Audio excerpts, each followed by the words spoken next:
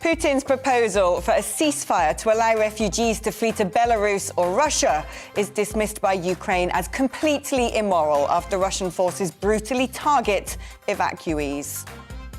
The disgrace of dirty money as the UK drags its heels on sanctioning Kremlin oligarch puppets. Their infiltration into our institutions is laid shockingly bare. And as humanitarian heroes leading the way as the Home Office disgracefully fails Ukrainian refugees in a pathetic offer of sanctuary, the inspiring Brits who can turn the political tide by demonstrating that the nation wants to do more. First, it's time for the GB News headlines.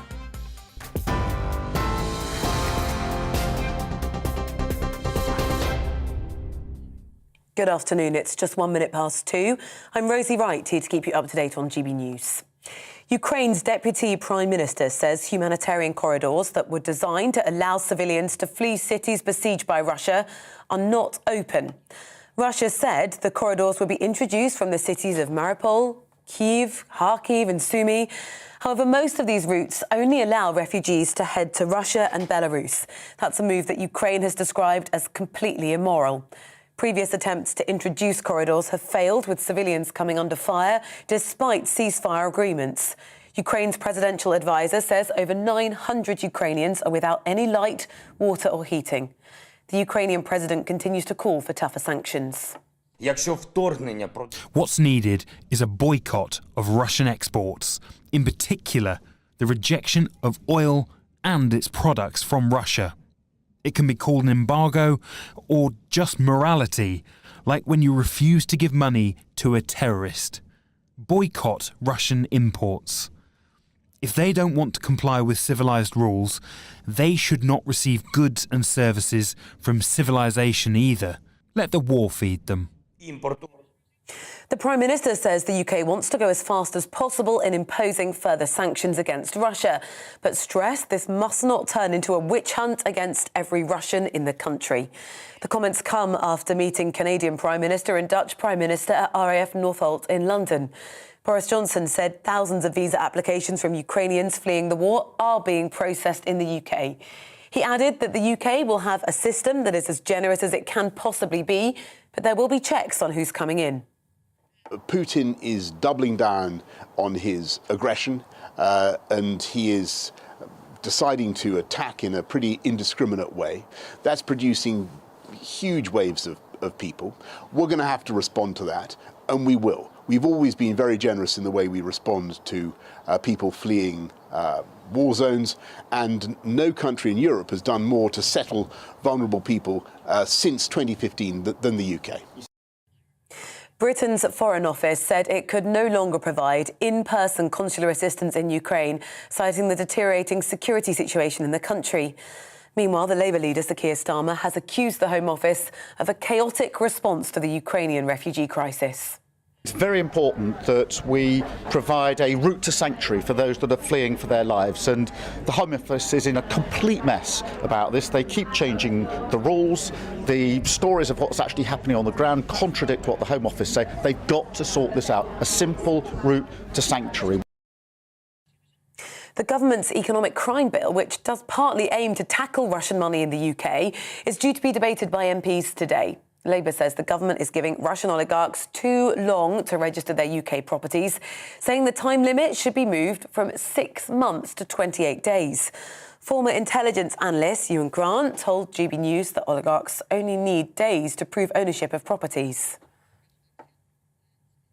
I have to say, I think the Labour proposal is valid because, remember, these people don't have to look in the back cupboard for the paperwork. They've got their lawyers and accountants to do that for them. They can provide the evidence of ownership and source of funds within days if they want to.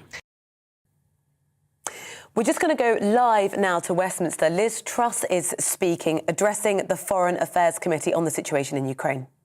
It would carry severe costs, both in terms of sanctions, but also in terms of the implications for the Russian people, and particularly the extent of casualties they would be likely to see due to the fact that Ukraine would fight back. And the UK convened the G7 foreign ministers in Liverpool where we brought our allies together to confirm this message that there would be severe costs in the event of an invasion. So we've already, at the end of last year, ensuring that our foreign policy was dealing with the immediate threat that we faced in the Euro-Atlantic area. And what I've been doing is strengthening the department in terms of, for example, establishing an information unit. We last had an information unit at the end of the Cold War. We abandoned that in the, when the end of history was declared. But the reality is that the Russians didn't abandon their disinformation and misinformation. And we've been working with the Americans to release intelligence. So we released the attempt to install a puppet regime in Kiev. We released information about various false flag operations. And I think that's been absolutely critical in wrong-footing the Russians ahead of the invasion, because they haven't been able to declare the false pretext that they wanted to do. They haven't been able to use the element of surprise, because the United Kingdom and the United States in particular were making it very clear to the world what their plans were. So what I would say, Tom, is that we have actively pursued a more proactive policy in the face of immediate Russian threat. We pick up on some of the points you've just made, because you quite rightly said that you've met with many, not just partners, but also Sergei Lavrov in the OSCE. Can you think why it is that he continued despite the threats that you very clearly made? I met Sergei Lavrov 3 times. So I met him at the UN General Assembly, I met him in Stockholm, and I met him again in Moscow. And at each opportunity, the United Kingdom has been very clear, first of all, that we know what Russia is planning. That despite their claims that there wouldn't be an invasion, we had very clear intelligence that that's exactly what they're planning, and that we want to remove the element of surprise. We want to call out the playbook that they were using. Secondly, I made it very clear that there would be a united response, not just from Britain, but also from the G7, and there would be severe sanctions. And the third thing I made very clear is the Ukrainians will fight. Now, you Chairman, asked me why didn't the Russians take this seriously? Well, first of all, they underestimated the unity of the West. I think what we've seen since is they've been surprised by the severity of the sanctions, the unity, not just of the G7, but also countries like Singapore, South Korea, Australia have also joined the sanctions, so have Switzerland.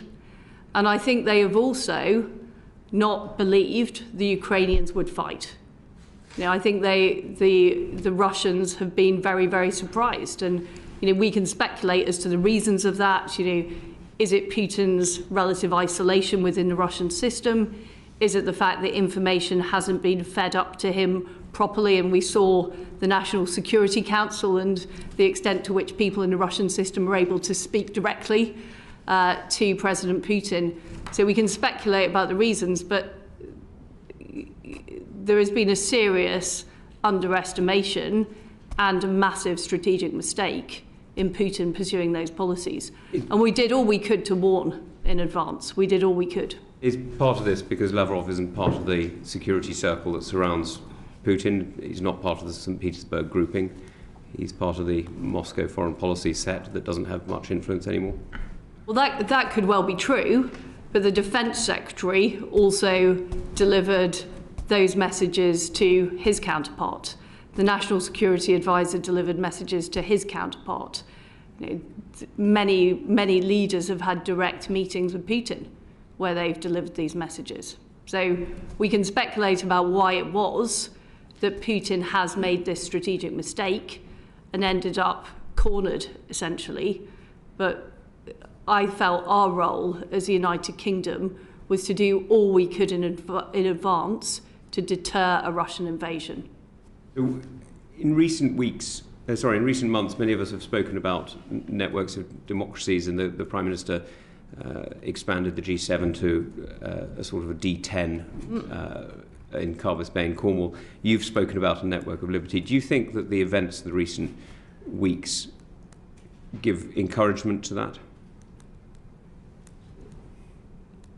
I think it demonstrates the vital importance of working with our allies, including non-democracies, because every country that is a sovereign nation that believes in a rules-based system doesn't want to live in a world where a country can be invaded just because another country declares it's not a real country.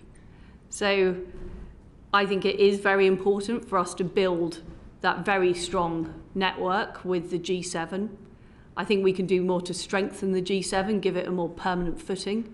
You know, the G7 has been instrumental in coordinating sanctions in this crisis, but I would like to see it on a more permanent footing, like a secretariat, having that infrastructure, the type of infrastructure that NATO has, other organisations have, I think would be good. I want to see it broadened. And you know, there are 141 countries that voted against Russia at the UN General Assembly. You know, we should be getting all of those countries to put sanctions on Russia. So there's an opportunity to build a wider network. And then separately for the United Kingdom, we have been active, you know, with AUKUS, in deepening relationships with the Gulf, in deepening relationships with India. All of these deeper economic and security relationships are vitally important to pull countries into the orbit of rules-based, sovereign, freedom-loving nations and away from the orbit of authoritarian regimes, namely Russia, but also China. I mean, one country that you mentioned there, which is, as you know, very important to the United Kingdom, and one that this committee is focused on a lot, is India, of course. And I know your colleague sitting on your left has formerly served in Pakistan, but perhaps you could give us a slight perspective on why you think that India didn't sign or didn't vote alongside the other 141. Well, I have spoken to my counterpart, Minister Jaishankar, and encouraged India to stand against Russia and made it very clear that we see this as a violation of sovereignty, that every country that believes in freedom and democracy should absolutely abhor. I think the issue for India is there is some level of dependence on Russia, both in terms of its defence relationships, but also in terms of its economic relationships. And I think the way forward is for a closer economic and defence relationship with India, both by the United Kingdom, but also by our like-minded allies. And that's one thing. I've already been to India as Foreign Secretary. We are working on those closer security links. We've done joint exercises, for example. We had the Carrier Strike Group operating with India. We're looking at areas like security. We're now negotiating a trade agreement. But you know, this is the way that we are going to bring India closer into a circle of countries that support freedom, democracy and sovereignty. Thank you. I'm going to bring in two very short interventions. Bob, you wanted? Can I just follow up, Tom, just on what you were saying about deterrence? I'm just wondering... Well, that was Liz Truss, Foreign Secretary, taking questions from the Foreign Affairs Committee in Parliament there. Well, I'm joined now by Emma Webb, who's a commentator and broadcaster. Emma, I think it's, you know, arguably the UK has had, or the West indeed, has had a legacy of pretty poor foreign policy failings, and some of those are really sort of coming to light, especially our relationship with Russia. But how well do you think the Foreign Secretary is doing now amidst this crisis? And do you think we can actually right those historic wrongs? I think it's a difficult question to answer because on the one hand, you know, our hands are tied. We've got ourselves into a pickle, and the reason why we have, and that's to put it very mildly, is because we failed up until this point to deter Russian aggression. We failed from 2008, 2014, and then to now. There was a lot that could have been done before this point, namely, you know, Putin has been very successful in creating an economic dependence through the supply of gas to countries like Germany, but around the EU. He's been very strategic in the way that he has approached this situation, as obviously this is something that for him is ideologically important, retaking Kiev for a sort of a new vision of something like the Soviet Union is obviously something that is very important to him. And I think that we fail to fully understand that threat and to respond to it, and have been actually quite naive in the way that we as European countries have dealt with him. In terms of Liz Truss's approach now, I think to a degree her hands are tied. I'm sure that there is a lot that could have been done better. And we've seen Liz Truss, for example, fudge a number of very important things, just simply geographical questions. And I think that that doesn't inspire trust amongst the British public in her approach to dealing with this, but also at the same time it signals to Britain's enemies, to Russia and to China, that we are not a serious opponent. Emma, thank you. Well, of course, the question on everyone's mind as we enter another week of ongoing war in Ukraine is what next?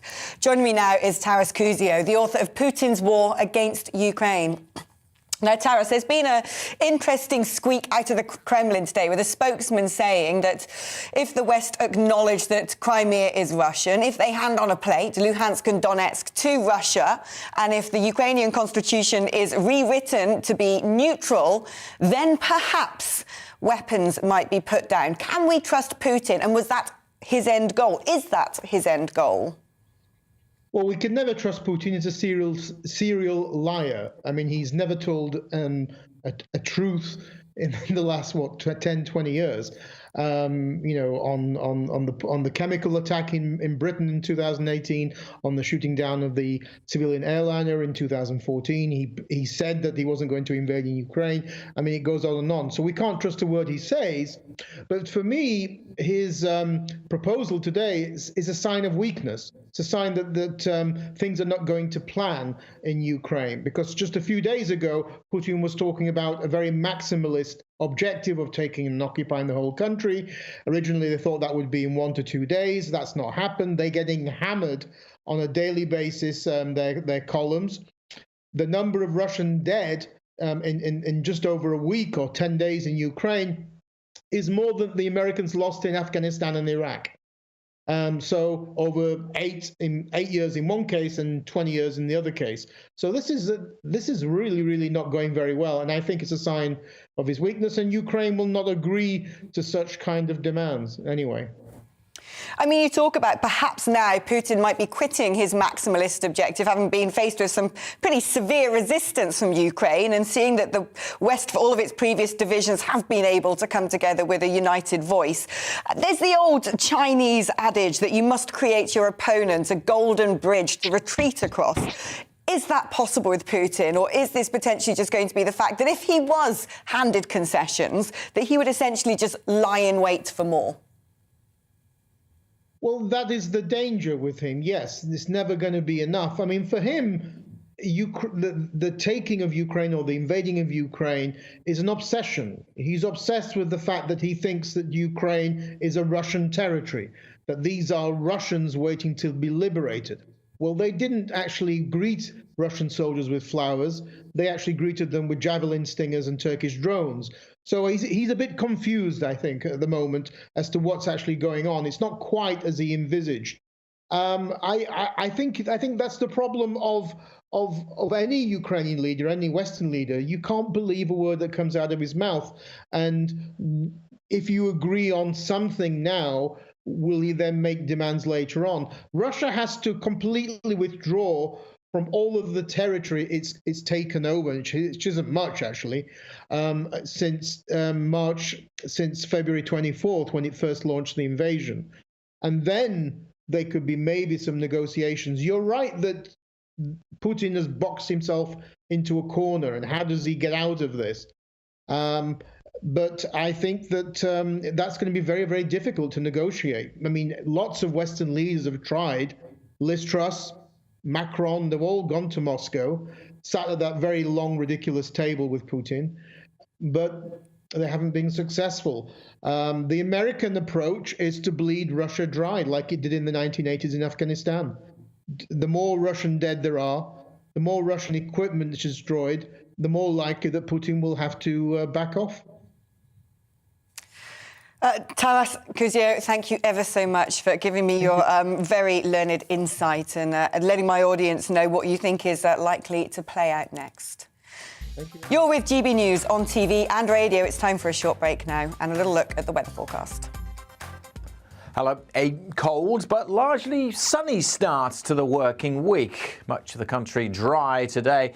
We will see weather fronts eventually bringing some patchy rain to parts of the west tomorrow, but they're making slow progress, these weather fronts, up against this chunky area of high pressure, bringing, by and large, the whole of the country a dry day today. We have seen 1 or 2 showers drifting over East Anglia into the East Midlands, still 1 or 2 around here through the early afternoon, but fizzling out.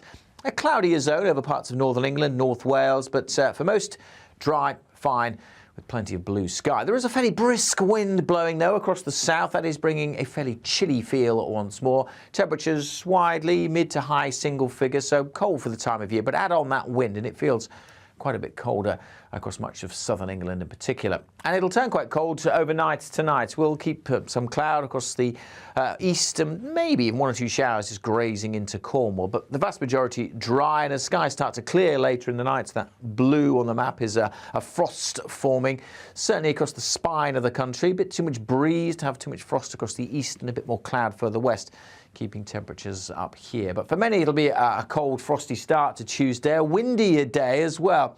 Again, much of central and eastern England, most of Scotland looking dry and sunny, but steadily clouding over from the west with some patchy rain by the end of the day into Northern Ireland, West Wales and southwest England too. But much of the day will be dry, certainly across the east, plenty of sunshine, but temperatures again, only single figures here. Further west, it is turning milder, but of course you'll have the cloud, and we will have some outbreaks of rain, which will just continue to trickle a little further eastwards as we go through Tuesday evening. Before that band of rain, that weather front fizzles out, there is another one waiting to push in slowly but surely as we head into Wednesday. That will bring some rain to Scotland and Northern Ireland. Much of the week there will be dry across the east, and after a cold start, things slowly turning a bit milder.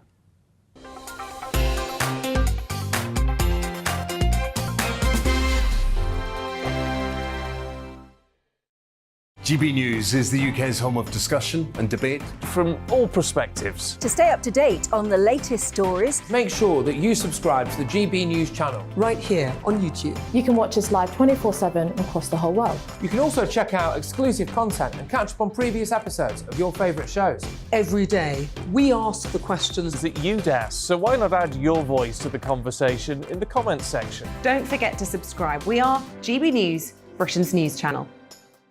Every night at 11 on GB News, we bring you the next day's stories the day before.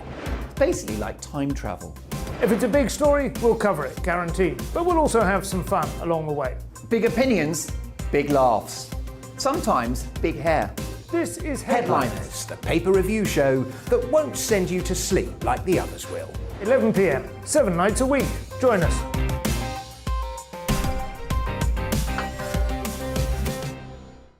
Hello there, I'm Eamon Holmes. And I'm Isabel Webster. And we hope you can join us for Breakfast with Eamon and Isabel. You make me laugh out loud, belly laugh. Is that important first thing in the morning? Yeah, absolutely. And there's me trying to be deadly serious. News is a serious business. Yeah, I have to rein you in sometimes. Well, it doesn't stop us laughing at it. It doesn't stop us having an opinion on what's going on. Yeah. And it certainly will not stop us reflecting what you think. Weekdays from 6 to 9:30 on GB News. I'm Dan Wootton. Join me Monday to Thursday from 9 to 11 for the feistiest and most fun news debate on TV, where free speech reigns. I'll bring you a sharp take on the day's biggest stories, bombshell newsmaker interviews, and A-list guests. And I guarantee you, no spin, no bias, no censorship, and no reason to go to bed. That's Dan Wootton Tonight, Monday to Thursdays from 9 on GB News.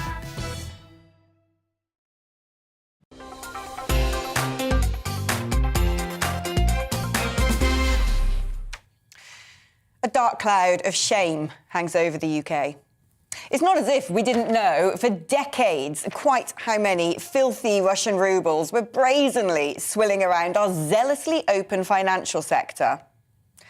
Oligarchs queued up to go on a supermarket sweep of anything they could buy to hide their ill-gotten gains. There they were, quaffing champagne at political events.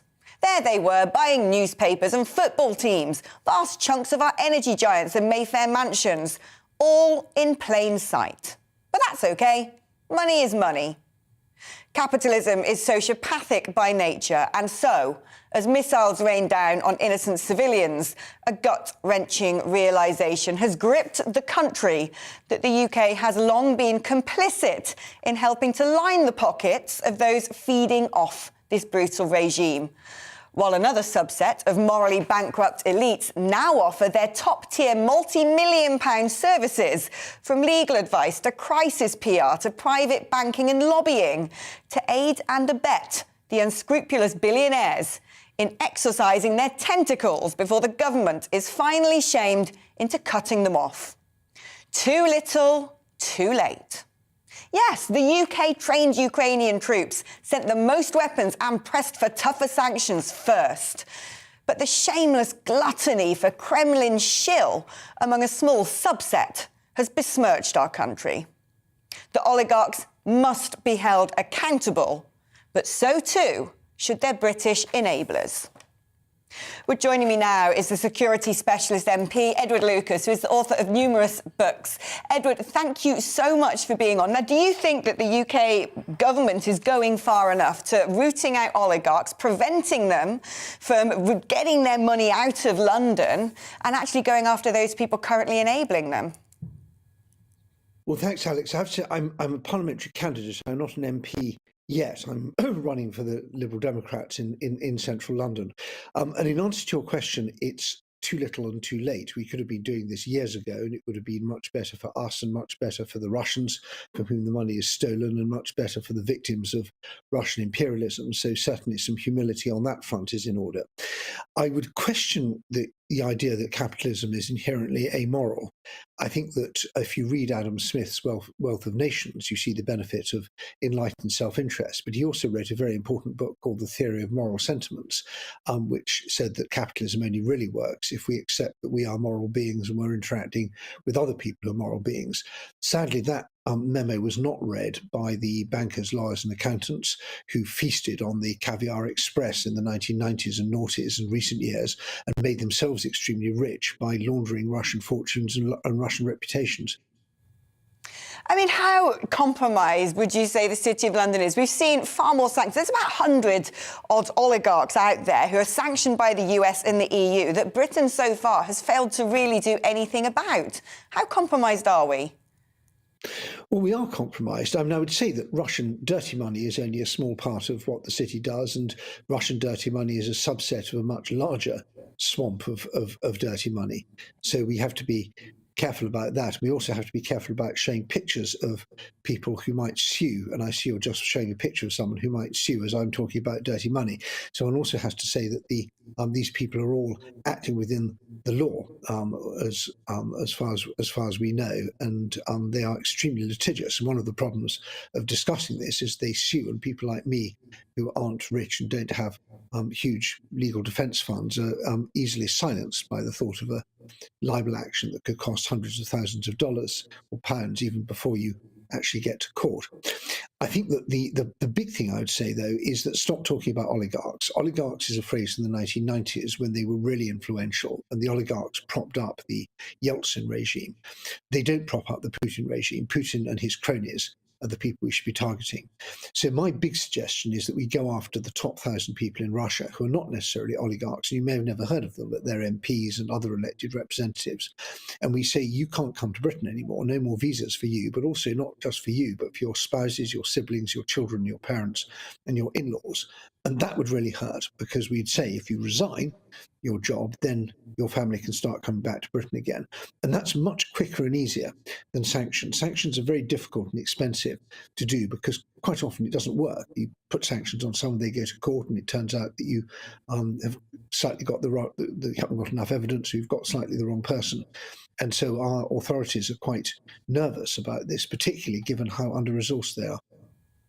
Edward Lucas, prospective MP candidate, author and security expert. Thank you so much for your input. Well, let's go back to Emma Webb on this. Do you think we need to internalise this somewhat? I mean, I'd called capitalism sociopathic as opposed to amoral. But there is a tendency, isn't there, when it comes to making money, to forget any sort of human cost underneath it. And now you seem to have a lot of firms in London who are potentially going to make a lot of money from helping people who the government might want to block their interests here in having that happen to them. I think there was a very good point that was made there about Adam Smith, that capitalism only works when you recognise other people as moral agents. And I think that very often the people who are in charge of making decisions, or even to a degree, those who ought to have a bit more foresight, like people have been pointing out for many, many years the issues to do with kleptocracy in the UK, dirty Russian money, and the implications of this, the fact that this is, essentially robbing the Russian people, and the ways in which this money is implicated in all sorts of things. And I think, those warnings haven't been properly heeded. And as your guest said just there, it's a little too late. We should have been dealing with this for a very long time. I don't think I agree with you that capitalism is inherently sociopathic, but I do think that it's important that we don't have a view of capitalism, to get philosophical, that is a kind of free market utopianism that believes that the market can solve absolutely every problem that human beings face. I think we need to have a moral framework in addition to that. But is it right, as I was saying, that there are British companies out there currently making a lot of money from helping people who might be compromised, who the government wants to go after? Absolutely. I'm absolutely, to be upfront, not an expert on Russian oligarchs or any of that. I think it's a very complex and specific area of research, and there's an awful lot to it. But I certainly don't think that we should just have a free-for-all where companies in the UK are able to aid those who are, as we see, maybe perhaps complicit in the atrocities that are currently taking place in Ukraine. I think that any person watching this and normal citizens around the country would find it appalling that the government is on the one hand trying to deal with this, and as your guest mentioned there, sanctions are one tool in the arsenal, but not necessarily the most effective. And I think many people will be asking whether sanctions are the most effective way to deal with this, when there could be other ways, as your guest said, of trying to punish those people in Russia or dissuade them from their involvement in Putin's regime. Emma, thank you. You are with GB News on TV and DAB Radio. Coming up, we'll discuss what the UN is describing as Europe's biggest refugee crisis since the Second World War. Now it's time for a check on the news headlines.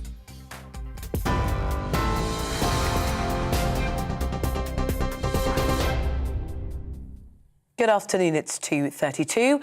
I'm Rosie Wright, here to keep you up to date on GB News. Ukraine's Deputy Prime Minister says humanitarian corridors allowing civilians to flee cities besieged by Russia are still not open.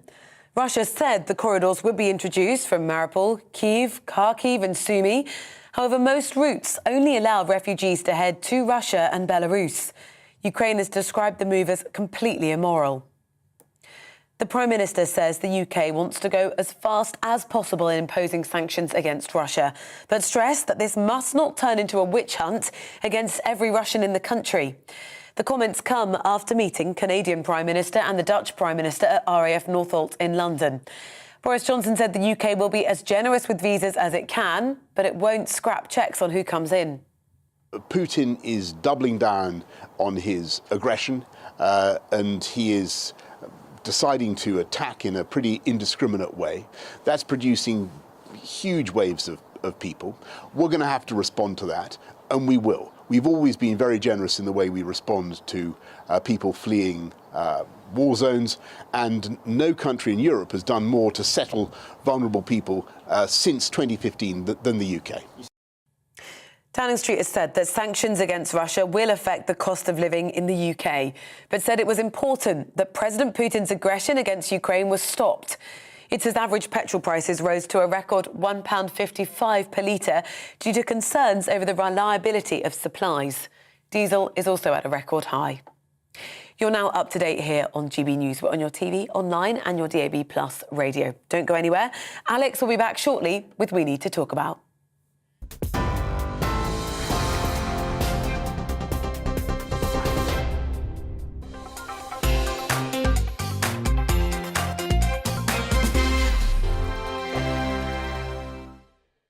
GB News is the UK's home of discussion and debate from all perspectives. To stay up to date on the latest stories, make sure that you subscribe to the GB News channel right here on YouTube. You can watch us live 24/7 across the whole world. You can also check out exclusive content and catch up on previous episodes of your favourite shows. Every day, we ask the questions that you'd ask, so why not add your voice to the conversation in the comments section? Don't forget to subscribe. We are GB News, Britain's news channel. Every night at 11 on GB News, we bring you the next day's stories the day before. It's basically like time travel. If it's a big story, we'll cover it, guaranteed. But we'll also have some fun along the way. Big opinions, big laughs. Sometimes big hair. This is Headliners, the paper review show that won't send you to sleep like the others will. 11 p.m, 7 nights a week. Join us.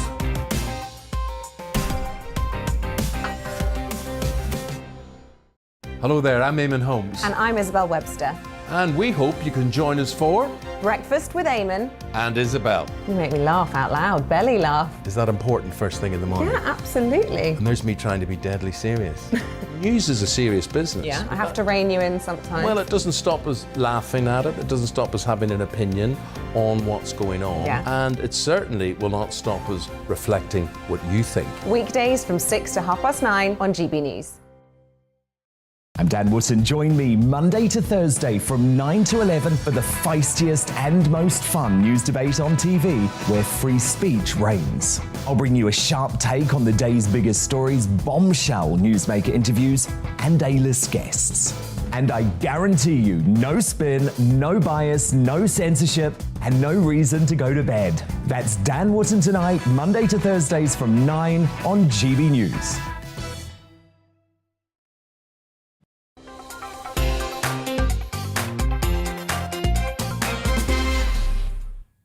Welcome back to GB News. We're going to continue talking about the growing calls for tougher sanctions on Russian oligarchs in the UK.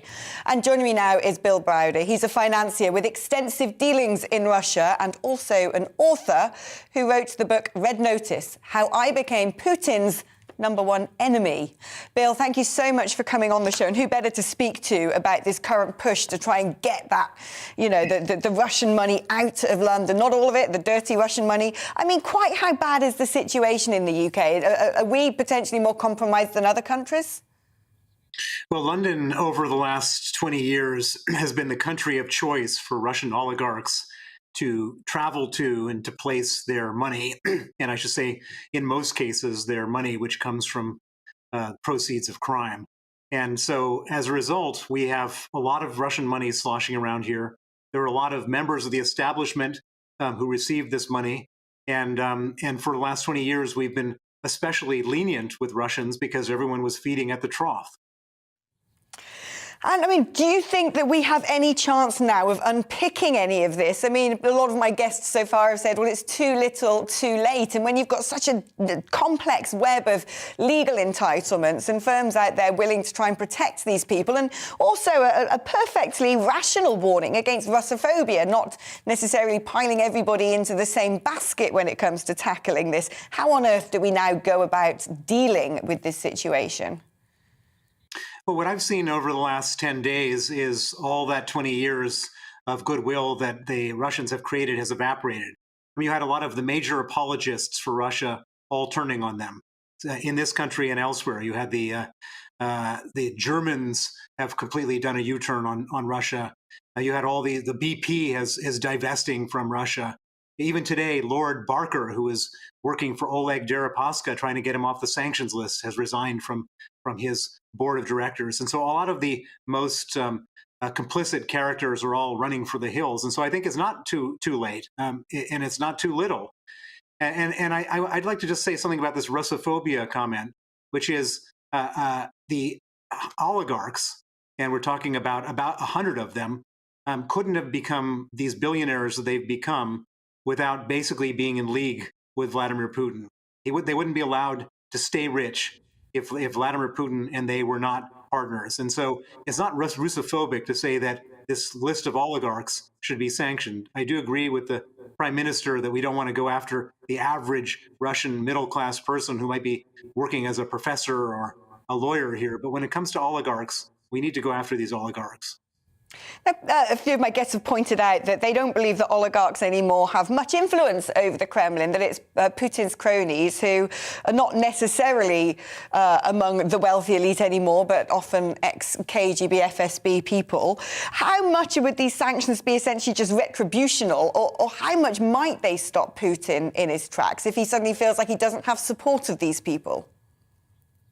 Well, I'm very good friends with Ed Lucas, who's one of your previous guests, and in this particular issue, I don't agree with him. I think that it's not a question of getting oligarchs to overthrow Putin. I don't think that's going to happen.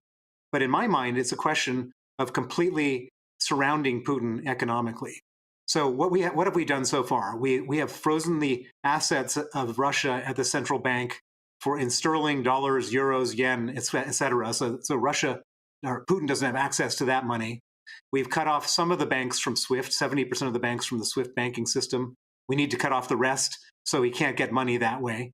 And then he's going to look to the offshore assets that he holds. And I should point out that the oligarchs hold for Putin. So when you're talking about the oligarchs, you're not saying we need to get these rich guys to turn against Putin. We're going after Vladimir Putin's own money. And it has to be understood in that way in order to understand why it's valuable to go after the oligarchs. Because if you can cut off that money, then he's pretty much stuck. He has no money from any of those three sources of savings. And then the last thing we need to do, and this is the hardest thing, is to say, we're not going to buy any more Russian oil. And if we do all of those things, then he's going to effectively run out of money. And if he runs out of money, then he will not be able to afford this military invasion. And if he can't afford this military invasion, that's when he stops. He doesn't stop because out of goodwill or out of negotiation or out of diplomacy. He stops when he can no longer carry on.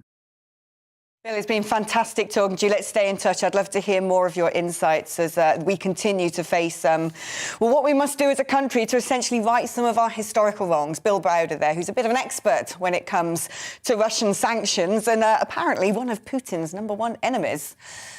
Now, there are protocols in war that few understand. Long-established things underpinned by international law, lines that are never crossed, such as never targeting journalists, enabling humanitarian passages, ensuring that innocent civilians are not caught in the crossfire. But Putin's sadism seems to know no bounds, for not only has the Russian president willfully broken all of these rules, his forces have sunk to levels of depravity where faux guarantees and calculated falsehoods have seen evacuation routes established to then be bombed, maximising the human carnage. Strategies also to strangulate cities, depriving them of food, medicine and power, alongside attacks on refugees, have led to an exodus of terrified citizens, the scale of which hasn't been seen since the Second World War. And while selfless citizens have rushed to Poland to help in any way that they can, our own government has so far protested but a fraction of the already disgracefully pathetic offering we made of sanctuary to the millions whose lives are being torn apart. As pressure rightfully piles on the government to do more, heartwarming efforts of everyday Brits working in the many refugee camps established along the borders show that the majority of people in the UK are eager to help in any way that they can. GB News reporter Bradley Harris has travelled to Medyka, a border crossing in Poland, which many of the refugees are using to cross to a safe country. Bradley, fantastic to have you. What sort of things have you seen? What stories have you heard? What is the situation like? Well, Alex, I've only been here for the last half an hour or so in Medyka, one of the main border crossings into Poland. It's about 15 minutes drive away from Przemysl. That is the city closest to the Ukraine-Poland border. As soon as we drove up to Medyka, got close to the border, I'm standing in front of it now, through the toll, through the border there is Ukraine, and you can see people coming in with suitcases, bags, anything they could take with them as they fled a country that they love so much, now torn apart by the invasion from Russia. One thing that really caught my eye was the scale of support from the many volunteers in Poland. Just a 5-minute walk behind the camera, there are tents filled with fresh food, drink, clothes. People are coming and donating their own clothes to give to those who are fleeing Ukraine. Many people are arriving here with nothing, just the clothes on their back, and that's it. And there are people here working for free. We've seen coaches coming in, some with blue lights on. There's one behind me now that is bringing a coach full of people, Ukrainians who are fleeing their country, that is coming into Poland now. Other coaches have sirens on, flashing blue lights to part other motorists so they can get through into Poland as quickly as possible. You can see this coach coming in now, and there is a young boy waving through the window with a smile on his face, which is so surprising to see considering the circumstances that these people are going through. A boy there showing a smile. Certainly a surprising picture for me being here in the last half an hour. One thing that is for sure, there are many people here in Poland willing to help. Bradley, thank you ever so much. And I'm sure we'll be catching up with your on-the-ground reporting over the next few days. Thank you ever so much for coming on the show. I'm going to come back to you, Emma, on this. I mean, I find some of the pictures I've seen over the weekend just utterly heart-wrenching. Pictures of children making those journeys alone, having to say goodbye to their parents. And yet, what we know so far is the government's offered or processed an estimated 50 people. That's it. It's absolutely astounding. And only today, I think it was reported that within Poland itself, the processing of those applications to come to the UK, it was manned by only one person. It was mentioned there to do with the humanitarian corridors, suggestions that the only humanitarian corridors that were realistically open were actually channeling people towards either Belarus or Russia, which seems completely astounding. As you say, footage of children walking alone, an 11-year-old boy walking alone to, I believe it was Serbia, footage of children crying and walking. It's really, really horrific. The Sky News team, it was also reported that they had been under fire from the Russians and managed to escape with one of them wounded. These are sites that I think most people around the country cannot imagine taking place within Europe because we've had such a prolonged period of peace. And what is clear from the humanitarian response on the Polish border, people coming from the UK, the Netherlands, Germany, to these places to try and help process these refugees. This is not government activity. These are people who are going there voluntarily, just wanting to help. I think what it shows is that as far as Europe is concerned, this is not just an attack on Ukraine. This is an attack on Europe. And the Ukrainians are Europeans. They are of us. And I think that is really making people feel, especially motivated to go to the border and to help these people. Emma, thank you. Well, human misery has a strange way of bringing out humanitarianism. While many politicians might have looked the other way, countless citizens have taken matters into their own hands, setting up rescue missions, donating anything they can and rushing to the urgent aid of women and children who have heartbreakingly had to potentially bid a final farewell to husbands, fathers and brothers staying behind to courageously defend their homeland.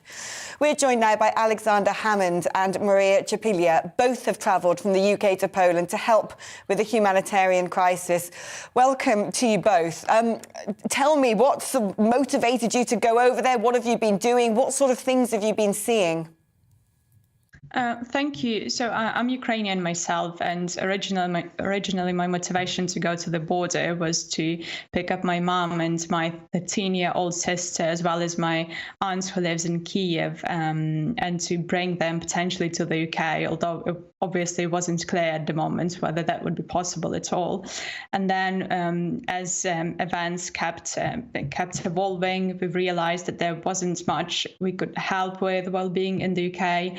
And so we decided to go to Poland to help other refugees as well. We've set up our fundraiser to help women and kids who are fleeing the war in Ukraine to get accommodation in the UK, as well as make sure that they have some pocket money to make sure that their basic needs are satisfied. It's been heartbreaking to see what all of those people are going through. Especially there is lots of young mothers who have breastfed kids, and they are very scared to cross the border because they have no idea what's going to happen, who they're going to encounter. And especially in the light of recent reports of human trafficking on the Polish-Ukrainian border, the threats have become very, very tangible. So we realized that we should do anything that we can actually do to help them. And Alex was very supportive, and we've traveled all the way from the UK to Poland. We are in Krakow at the moment, where we are still trying to help as many women and kids as possible. And how easy is it to help people, especially when it comes to transiting them back to the UK, when what we've heard on a lot of reports is that the UK system so far is incredibly bureaucratic, allegedly only 50 visas granted so far, the system set up to only those with close family ties. Now, we have heard a squeak out of Priti Patel that the government may be about to do a U-turn on this and actually offer a lot more, proviso that security checks are in place. But how have you found engaging with the UK system? So far it's been pretty difficult. As Maria says, we're in Krakow in Poland right now. Fortunately, with Maria's family, they managed to get out of Ukraine and are staying with us now. And even though the Polish people have been amazing, in an ideal situation, we would bring them back to the UK. We've got friends, family, huge support networks who could help us out. But at the moment, we wouldn't make it past Calais. We're really of the mind the government should really consider either waiving visa requirements or doing a lot more. I think across Europe, especially if you see on Twitter, you'll see photos of packed out train stations in Germany, France, with locals holding up signs offering rooms to refugees. And I really know from the bottom of my heart that would be the case in the UK too, if only the British people were given the opportunity to do so. And apart from humanitarian reasons for kind of opening the borders a lot more for Ukrainian refugees, there's an enormous economic one. We're facing an enormous labour shortage in the UK, and it's difficult to see how an influx of hundreds of thousands of hardworking, extremely grateful immigrants and refugees from Ukraine would be detrimental to our economy overall. Some really chilling accounts of humanitarian passages being shelled, of people desperately trying to flee for their lives, actually having to turn back and go back to danger because the routes out are just simply not safe enough. What sort of anecdotes have you heard? My mom's friend is trying to escape from a region close to Kiev, and they had to travel probably for around 6 hours just across Kiev. Normally that would take about 2 hours, but because there's many block posts and shelling happening, people just have to. I mean, the journey becomes so complicated and so dangerous. It just takes 30 hours in some cases to go from Kiev to Western Ukraine, whereby normally it would take about 6 hours by train. And then in Ukraine, there's been a very popular, very widely shared post about 4 young people who were helping people in Kiev with food supplies and drugs, and they got all targeted by the Russian army, and they were all shot. And those people were NGO workers, they were volunteers, and there is many stories like this circulating around Ukraine. Just a few hours ago today, in one of the regions in Ukraine, post office workers were targeted as they were trying to help distribute pensions to older people in one of the regions heavily affected by war. And we should say as well, there's an enormous amount of people right now in Western Ukraine who have fled from Kiev, from Kharkiv, far more further eastern regions, and are now staying in Western Ukraine and have yet to cross the border. There's millions and millions of those people. And partly, a lot of what I was quite surprised by is how reluctant quite a lot of refugees have been to leave, because, of course, men can't cross the border at the moment, typically, so they don't want to leave their brothers, husbands, uncles behind, also their homes and businesses behind. So there's been a huge reluctance to actually cross the border. So many are in Western Ukraine. But that's not, of course, to say that those who have received support in Poland aren't immeasurably grateful for it. Maria, it's been fantastic talking to you. Keep up the fantastic work, and I'm sure all of the audience are behind them in wishing them the best, essentially, in doing what they can to help those people fleeing Ukraine. Well, an important trilateral meeting has been taking place today between Dutch Prime Minister Mark Rutte, UK Prime Minister Boris Johnson and Canadian Prime Minister Justin Trudeau, and we are waiting to pass live to Downing Street for a joint news conference that the three of them will be conducting any moment now.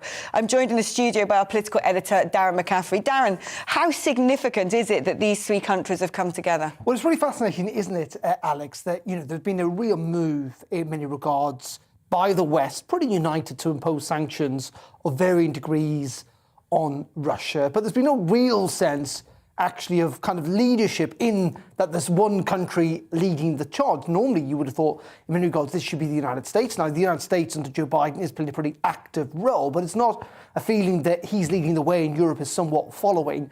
And that is why I think it is fascinating that Justin Trudeau and that Mark Rutte, the Canadian and Dutch Prime Ministers, are in London today. Clearly, Boris Johnson would like to be viewed as one of these people who is leading the international community. He wrote a piece in the New York Times over the weekend about 6 ways he wants to see this war end in Ukraine.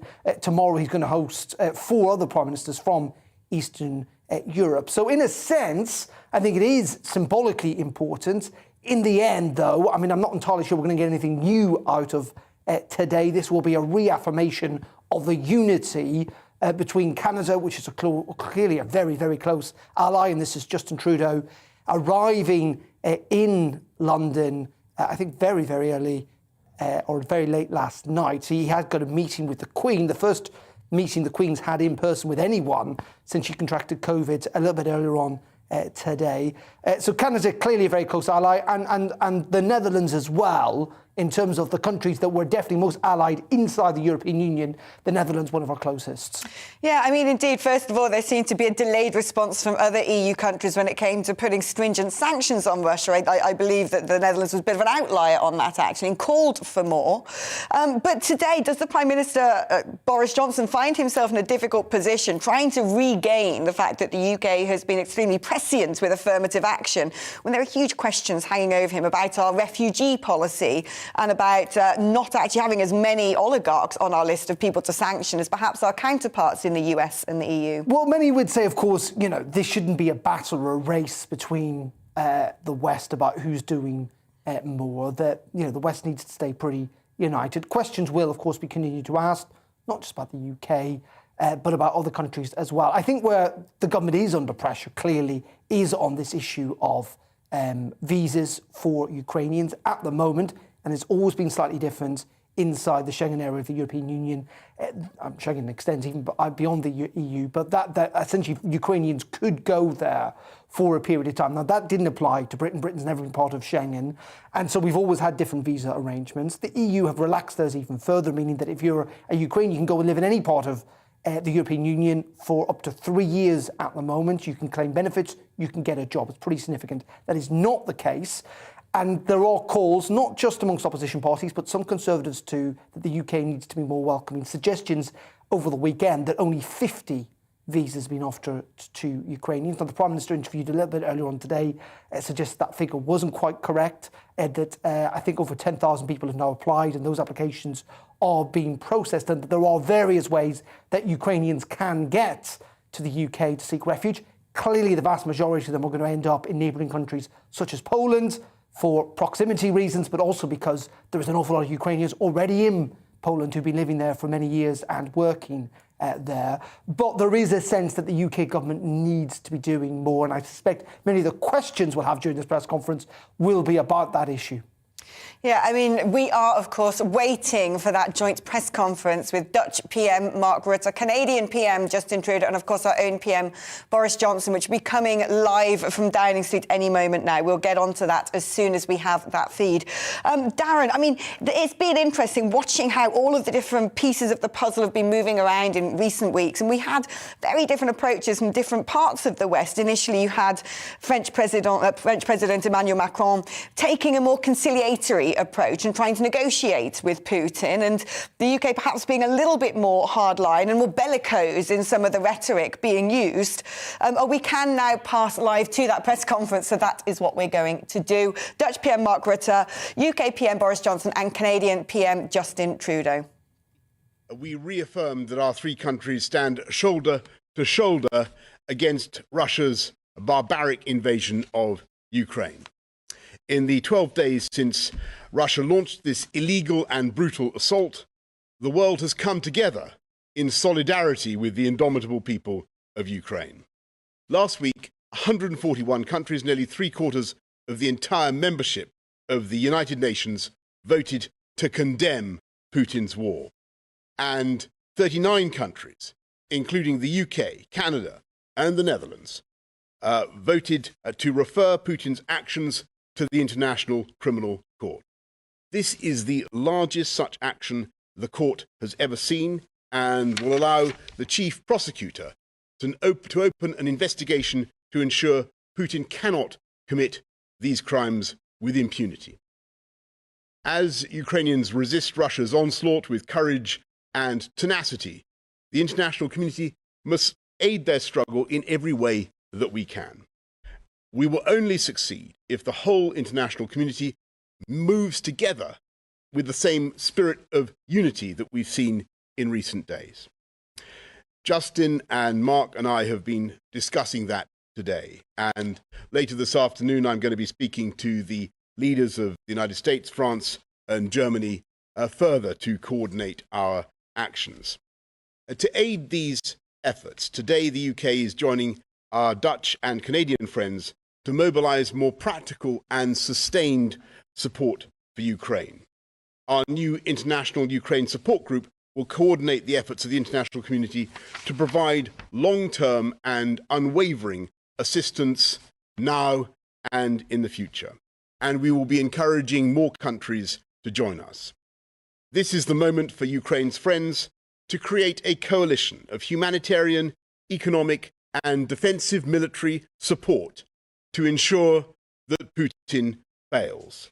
And that's why today I'm announcing a further £175 million of UK aid for Ukraine, $100 million of which will be provided directly to the Ukrainian government. This brings the total UK support announced during this crisis to around £400 million. After 12 days, it's already clear that Putin has made a miscalculation. He has underestimated the Ukrainians, their heroic resistance. He's underestimated their leader. And he has underestimated the unity of the West. And we will continue as colleagues to do everything we can to strengthen that unity in the days ahead to ensure that Putin fails in this catastrophic invasion of Ukraine. Thank you very much. Thank you, Prime Minister Johnson, for hosting. It's great to be joined here by Prime Minister Rutte as well. It's been a very productive first day of my trip to Europe. We've been focused on solidarity with partners and allies. We're focused on stronger economic ties, jobs, growth, and and support for the middle class, but also, obviously, for standing up for democracy against authoritarianism and standing with Ukraine every step of the way. This morning, I was able to have an audience with Her Majesty Queen Elizabeth II at Windsor Castle. We congratulated her, obviously, on the Platinum Jubilee and was able to talk a little bit about the situations we're facing and draw on her long experience for having seen much over these past decades.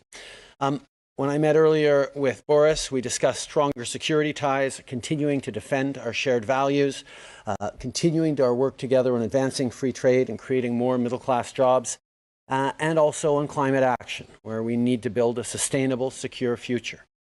I also had a bilateral meeting with Mark Rutte, where we talked about the enhanced importance of NATO, continuing to work together to fight disinformation and protecting freedom of the press, and continuing to work strongly with our friends in the European Union.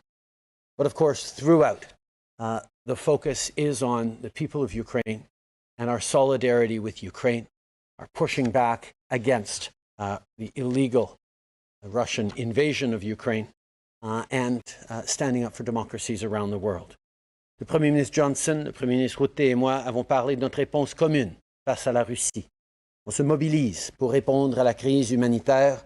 On insiste pour que la Russie implémente un cessez-le-feu pour protéger la population civile. Et évidemment, on insiste que la Russie met fin à son invasion et quitte l'Ukraine. Canada, UK and the Netherlands are close defense partners. We're working together to mobilize the global community to step up to support Ukraine, and we'll continue to defend democracy and the values that underpin it, and continue to make sure that Putin is held accountable. Today, Canada is announcing new sanctions on 10 individuals complicit in this unjustified invasion.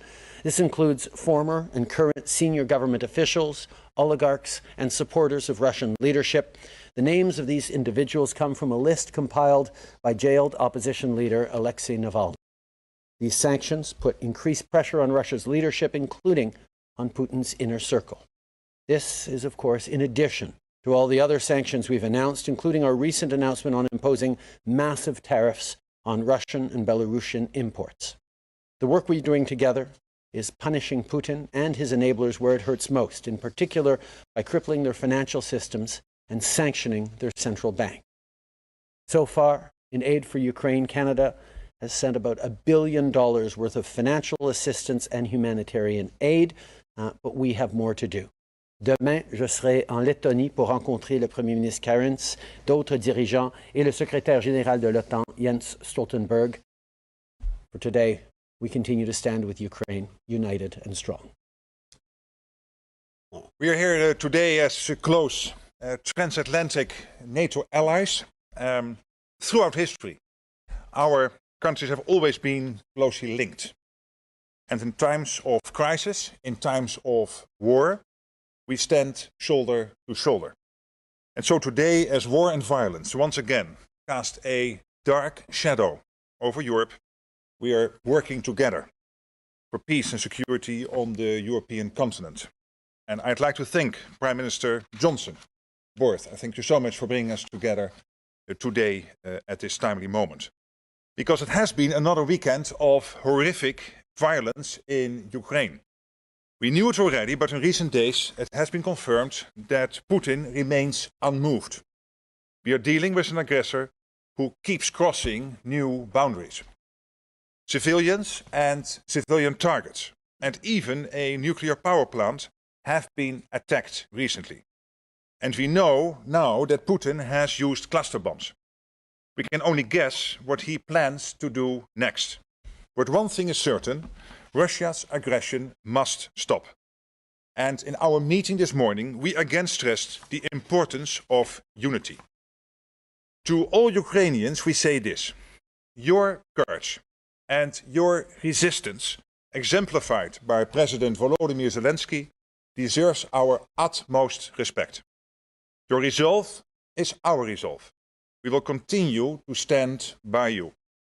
In the past few days, aid and military supplies have been sent to Ukraine from the Netherlands, as well as the UK and Canada.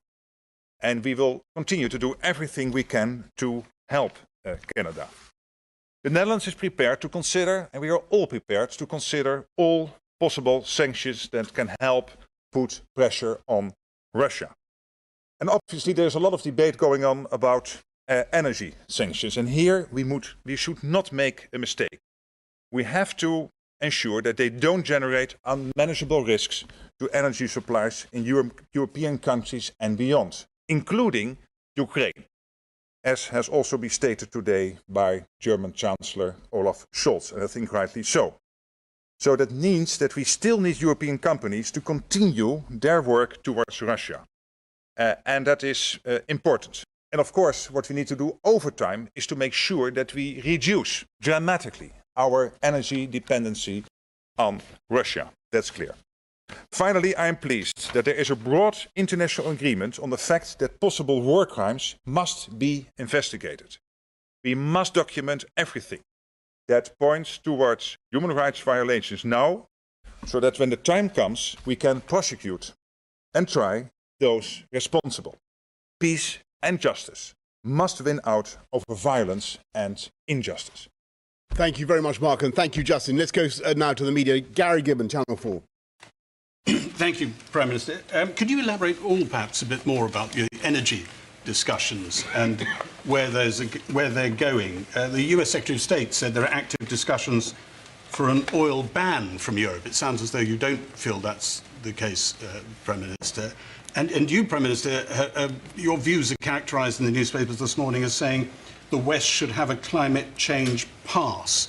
Should we bust through the caps for a while in order to insulate Europe from Russia, whether it's going to turn supplies off or we're going to walk away from them in Europe? And one quick one, if I may, to you specifically, Prime Minister, on refugees.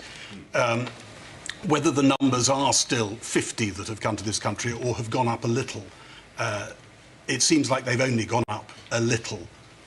Isn't that embarrassing?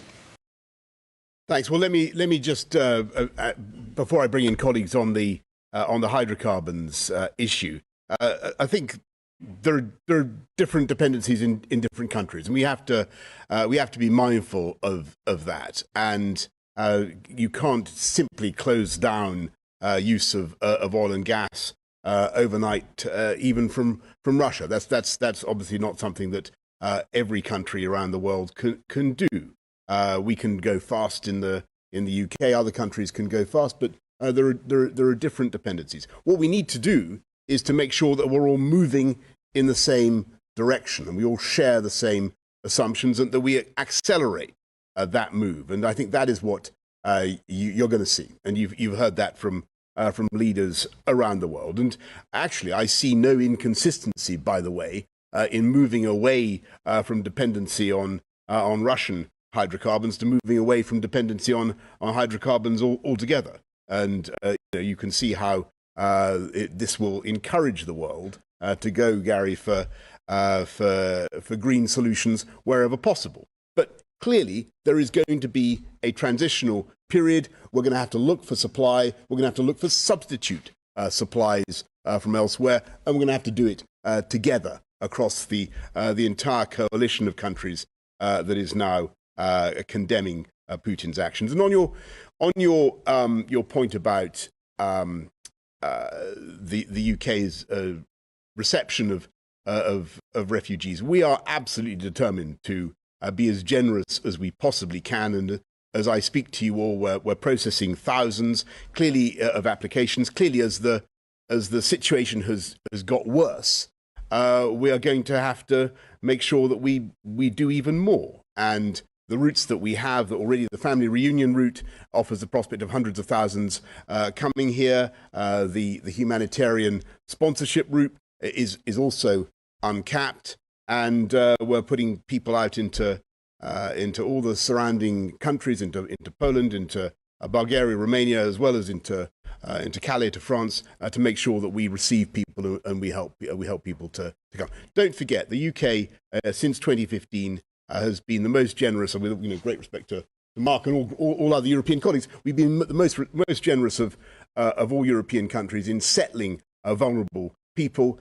We took a large number of Afghan refugees, as you remember, under Pitting, and we will and 104,000 Hong Kong Chinese have applied under our scheme. We will be very, very generous, as the people of this country would expect and would want, to people fleeing the war in Ukraine. And I know that's going to be the instinct of the British people. But colleagues, on the hydrocarbons. Well, the painful reality is that we are still very much dependent on Russian gas and Russian oil.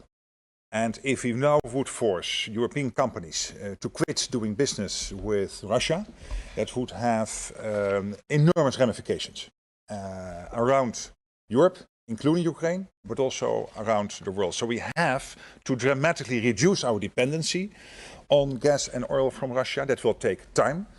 A statement earlier today by Olaf Scholz, the Chancellor of Germany, I think, was in the same direction. So the painful reality is there. And that means that we have to be very clear and make no mistakes here. This is a step-by-step approach. And that means that we have to make sure that the energy supplies in this part of the world, again, including Ukraine, but also in the rest of the world, are not hindered. And that will take time. I think what is clear is that many countries have realized that continued reliance on Russia's oil and gas is a problem for the future. And what we're seeing with the solidarity and the unity, not just of countries and democracies across Europe and North America, but indeed countries around the world looking at trying to secure more reliable sources of energy, particularly green sources. What we're seeing is a shift in Europe and elsewhere to understand that Russia is no longer a reliable partner. What Vladimir Putin has broken here is a trust where I've heard a number of Europeans reflect on it's too bad that we are so dependent on Russian oil, but we're not going to make that mistake again, and they are moving away from it. Canada imports negligible amounts of Russian petrochemicals and oil. We've banned that. But we are, of course, self-sustainable in terms of oil and energy. But we will be there to support as the world moves beyond Russian oil and indeed beyond fossil fuels to have more renewables in our mix. Thanks very much, Gary. Raymond Fillion of TVA. Bonjour, Monsieur le Premier ministre. Au cours des derniers jours, il y a plusieurs pays qui ont fait savoir qu'ils s'apprêtent ou qu'ils vont annoncer des augmentations importantes de leur budget militaire. L'Allemagne vient d'annoncer qu'ils vont passer de 1,4% de son PIB, qui est le niveau canadien, à 2%. Ma question, que va faire le Canada? What will Canada do with regards to its military spending right now? If you can answer in both official languages. Comme vous savez, il y a plusieurs années, on a mis de l'avant un plan pour augmenter nos investissements militaires d'à peu près 70% au Canada et on continue de suivre ce plan, mais on regarde attentivement les besoins et la réalité de la situation.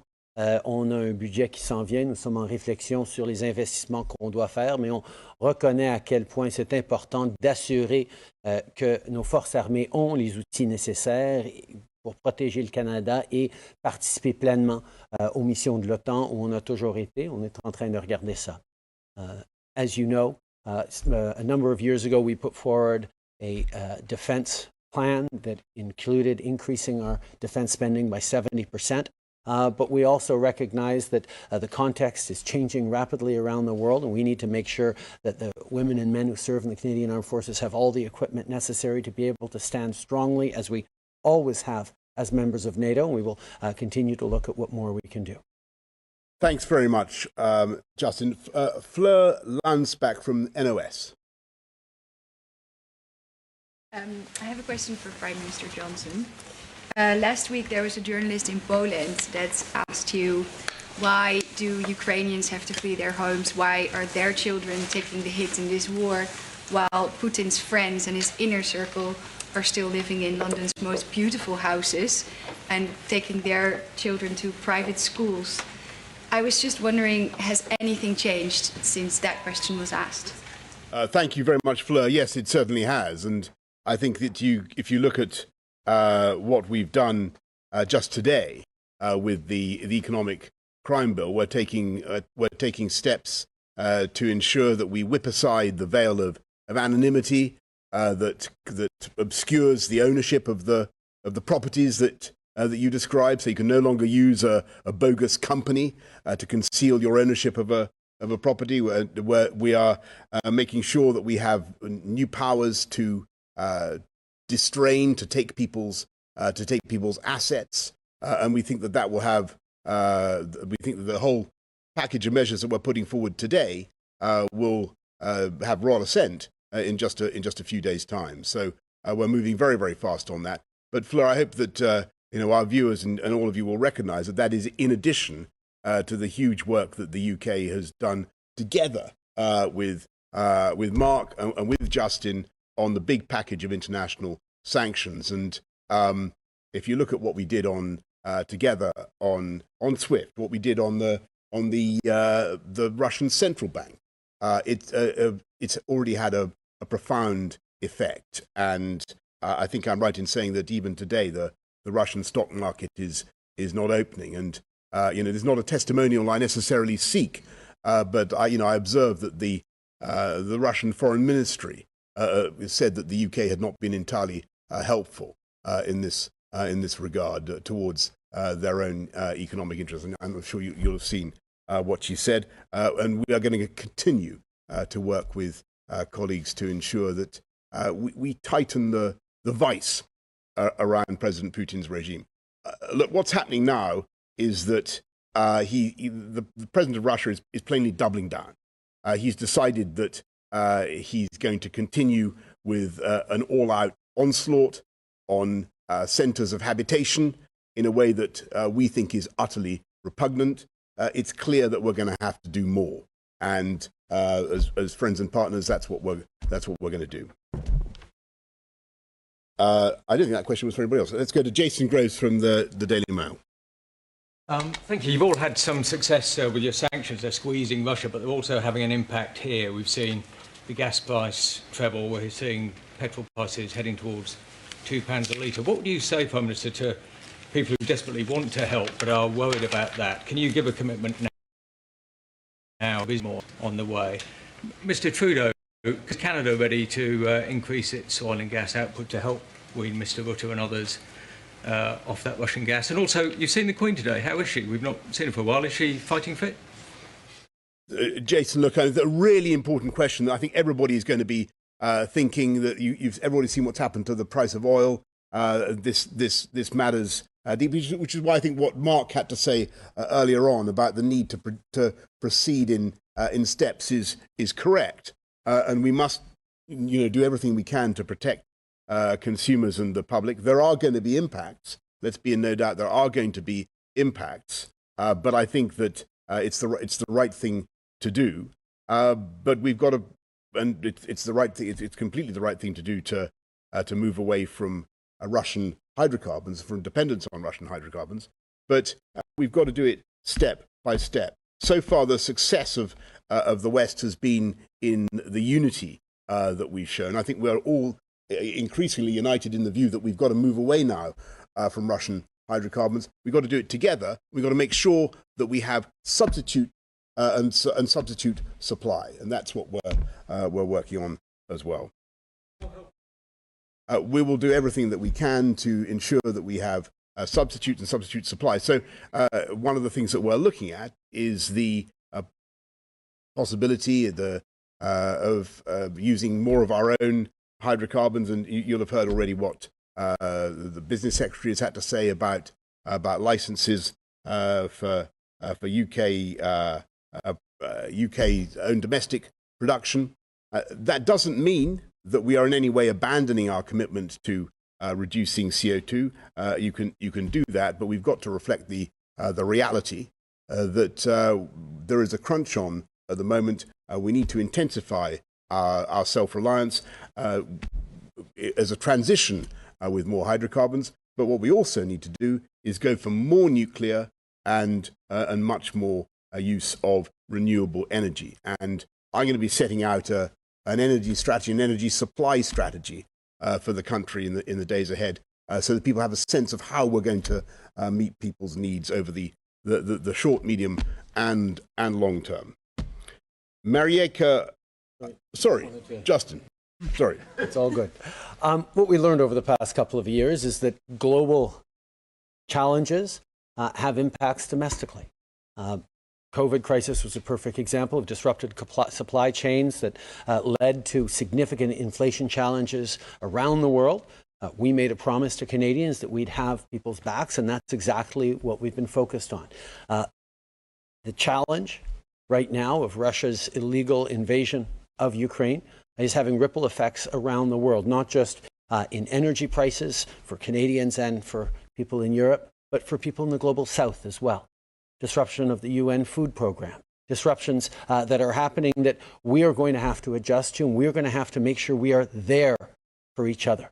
And that is the focus that we have as partners, but it's why we've all been reaching out around the world to talk with fellow leaders about the challenges they're facing, the challenges their people are facing.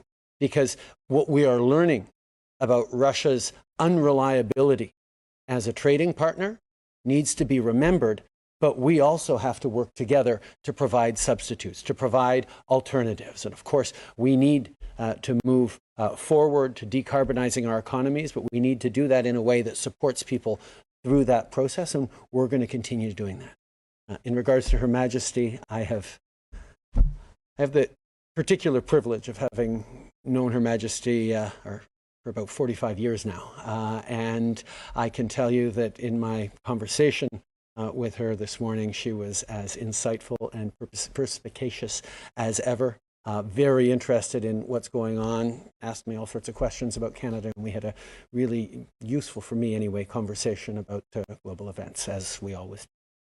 Thanks very much, Justin. Okay, Marika Walsh from the Globe and Mail. Good afternoon, thank you. A few questions for all three of you. You're talking about this humanitarian coalition. What exactly is that? What good will it do for the people of Ukraine concretely? And regarding sanctions, Prime Minister Trudeau is announcing more today, but we haven't seen it actually change the behavior of Russia in Ukraine. So is enough being done on that? And Prime Minister Johnson, particularly for you, you spend more than the 2% target in NATO. Canada spends well less. Is that acceptable to you? Do you want to have a go at that first? Okay, well, thank you, Marika. Marika, thank you very much. Look, yes, it's true. We spend about 2.4% now. Look, I think that Canada is a fantastic ally, friend, and partner, and I'm not going to make any comment on Canada's approach, except to say this: that I do think that the world is clearly changing, and I think that what we can't do post the invasion of Ukraine is assume that we can go back to a kind of status quo ante, a kind of new normalization in the way that we did after the invasion of Crimea in 2014, or the seizure of Crimea and the Donbass area. We've got to recognize that things have changed and that we need a new focus on our collective security. And I think that is kind of increasingly understood by everybody. And on your first point about what the humanitarian coalition, look, I mean, the whole world is now coming together to try to help avert a total catastrophe in Ukraine. It's already very, very grim indeed. We're doing everything in our power to prevent it from getting worse. And one of the most important things is to look after people fleeing the war zone, and all of us in our different ways are doing a lot. And you'll have heard the sums that we've announced today to help the immediate vicinity and what we're doing to take people. I know that both the gentlemen who are here with me, their countries have a fantastic record of humanitarian help. Well, on defense spending, we decided early January, when the new cabinet started, to ramp up defense spending by billions of euros. And that will bring us close to the 2%. And probably we need to do more, particularly given what has happened over the last 2 weeks. But the Netherlands will spend a lot of extra money on defense, and I think rightly so. The Humanitarian coalition, I think it is crucial that this is not only NATO, European Union working together, but that it is the whole world coming together to defend the basic values and the international legal order as it has been established after the Second World War, and which is now being challenged by one country invading the second biggest European nation, being Ukraine, being invaded by the biggest European nation. So this is a huge event, and this has huge impact on the whole world. And we have to bring together Africa, Latin America, Asia, everyone who wants to be part of humanity, to be part of such a humanitarian coalition. And yes, I agree with you, the sanctions so far have not had the desired effect. They have a huge effect on Russia. They are not against the Russians, but against the Russian leadership. But of course it will have an effect unavoidably, and ultimately also on individual Russians that we cannot prevent. And I think in the longer term it will have a big impact on Russia. It will also have an impact on how they will move forward. But you are absolutely right, at the moment, in the short term, it has not led to the result that they stopped the invasion. That's true. But that's why we are resolved in being there for the long term. The courage of Ukrainians in standing up to the Russian invaders has inspired and humbled us all. And we need to show ourselves as determined to push back against Putin, against the Kremlin, as hard as we can and as effectively as we can. And that's where, I mean, from the beginning, Boris and I and a couple of others were pushing so hard on SWIFT, on the central banks, on the Russian central bank, including going after their ability to draw on their reserves, something that even a week ago we didn't think would be in the cards. And yet, seeing just how strongly democracies around the world have stood and responded, I think is a surprise to Putin, perhaps a little bit of a surprise to all of us as well, that we actually can stand and push back really hard for the principles that drive us. And quite frankly, the unprecedented display of support of 141 countries at the United Nations supporting this resolution means that as we move forward, this is, of course, about Ukrainians and Ukraine, but it's also about more than that. It's about standing up for the rules-based order that has led to unprecedented peace and stability and growth around the world over the past many decades, and the pushback that one, like Russia, like Putin specifically, cannot overthrow those 75 plus years of peace and stability and still benefit from the economic largesse and growth that comes with that. And that firmness is not just Western democracies like us. That is something that we've heard in our conversations, all three of us, with partners around the world who don't have the same kinds of ties to Ukraine, but are very, very concerned about the violation of the rule of law, the principle that suddenly might be right once again, the principle of territorial integrity, respect for sovereignty, the kind of neo-colonialism that Vladimir Putin is trying to impose upon Ukrainians. That's not going to fly. And the strength and the resolve of countries around the world to say, no, this is a moment to stand for democracy, against disinformation, misinformation, propaganda, and to stay true to these values that have led to respect and prosperity around the world that we continue to need to fight for, including in many different parts of the world, whether it's Afghanistan or elsewhere as well. Thank you. Thank you. Thank you. En français, s'il vous plaît. OK, excuse. Mais plus court. Nous savons qu'on a vu une démonstration. There we go. That's Justin Trudeau, the Canadian Prime Minister, speaking live from Downing Street, alongside, of course, our Prime Minister Boris Johnson and the Dutch Prime Minister Mark Rutte. Boris Johnson saying that we cannot simply close down the use of Russian oil and gas overnight, that would have a huge ramifications, though did suggest that the government is going to come out with a plan to try and mitigate some of these enormous energy price rises on top of what's obviously already been announced by the Treasury in the coming days, but very much a message of unity there from the three leaders. Boris Johnson also announcing more money for international aid. Questions, though, as well about Britain's part in terms of taking Ukrainian refugees. The Prime Minister suggesting Britain would play its part. So that press conference live there from Downing Street with Mark Rutte, Justin Trudeau and Boris Johnson. OK, the time is, 28 minutes to 4 o'clock. You're watching GB News. I'm Darren McCaffrey. This is The Briefing. Thank you for your company on this Monday afternoon. Unsurprisingly, we are continuing to cover the war in Ukraine, and delighted we can go now to the Ukrainian capital, Kiev, and join Kira Rudik, who is a Ukrainian MP there and joins us down the line. Thank you so much indeed for joining us. First of all, can you just give us a sense of what the situation is like there in the capital? We know Russian forces have been pounding and shelling villages and towns on the outskirts, but the centre still remains untouched. Is that true? Hello, thank you for having me. Right, this is correct.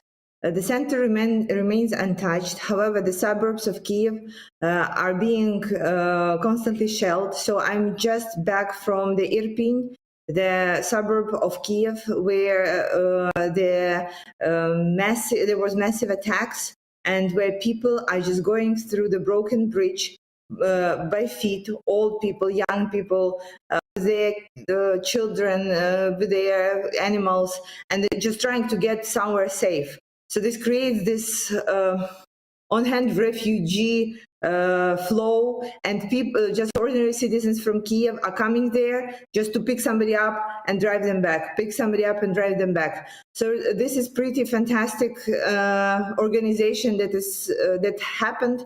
We were able to evacuate, I would say, like 30% of people today who wanted to get to Kiev and then farther west.